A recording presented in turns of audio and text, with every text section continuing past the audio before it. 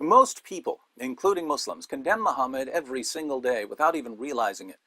In general, whenever you say that some act is especially wicked or depraved, you're indirectly condemning Muhammad because he did many of the worst things a human being can do.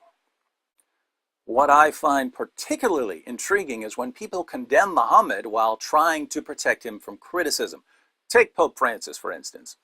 Following the Charlie Hebdo massacre, Pope Francis declared, "One cannot provoke, one cannot insult other people's faith, one cannot make fun of faith."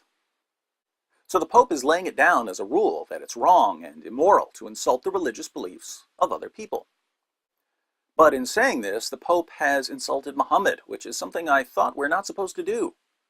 In case you're wondering how it's an insult to Muhammad to say that one cannot insult other people's faith, let's read a passage about Muhammad's interactions with the pagans of Mecca.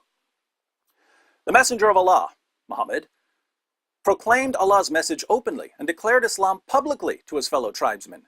When he did so, they did not withdraw from him or reject him in any way until he spoke of their gods and denounced them. Notice that the pagans of Mecca didn't have any problem with Muhammad preaching Islam until he started denouncing their gods.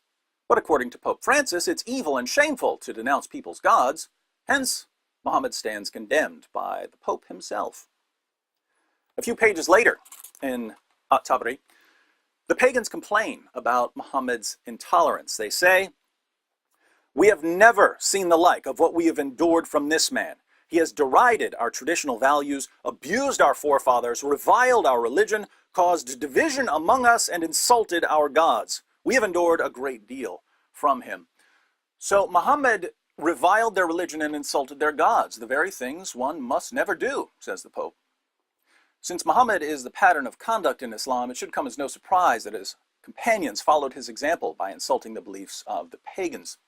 If you've got your kids watching this with you, you might want to cover their ears for a moment unless you're ready to explain some details about female anatomy. In the following passage, a pagan named Urwa points out that there are only two possible outcomes for Muhammad in his war against his own tribe, the Quraysh. If Muhammad is victorious over the Quraysh, he'll be remembered as a man who slaughtered his own tribesmen. If the Quraysh are victorious over him, his followers will abandon him. Either way, Muhammad loses, so he should end his war against the Quraysh. Not a bad argument. But watch how Abu Bakr, Muhammad's closest companion and the first rightly guided caliph of Islam, responds to Urwa. Urwa went to the Prophet and began speaking to him. The Prophet spoke as he had spoken to Budayl. Then Urwa said, "Muhammad, tell me, if you exterminate your tribesmen, have you ever heard of any of the Arabs who destroyed his own race before you? And if the contrary comes to pass, by Allah, I see both prominent people and rabble who are likely to flee and leave you." Abu Bakr said, "Go suck the clitoris of Alat. Would we flee and leave him?" Alat was a goddess worshipped by Urwa. So Abu Bakr answers Urwa's entirely reasonable point with an extraordinarily offensive insult against Urwa's religious beliefs. "Go perform oral sex on your goddess, Urwa." Can you imagine the international riots, the destruction of property, the loss of life that would result if a prominent person made remarks about Muslims performing oral sex on Allah or on Muhammad, or Muhammad performing oral sex on Allah? People would die for doing exactly what one of the greatest Muslims in history did in the presence of Muhammad. But Muhammad and his followers didn't stop at insults. When they conquered Mecca, they smashed the 360 idols that surrounded the Kaaba. Now, those idols were quite precious to the pagans of Arabia. The idols were the heart of their religious devotion. Muslims smashed them. Here we are, nearly 14 centuries later, and people die if someone plans to burn a Quran. So it's perfectly acceptable to destroy objects that are central to a religion unless the religion happens to be Islam.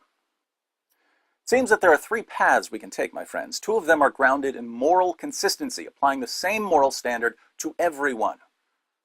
The first, morally consistent option is to say that if it was okay for Muhammad and his companions to insult the religious beliefs of others and to destroy their idols, then it's acceptable for non-Muslims to insult Islam.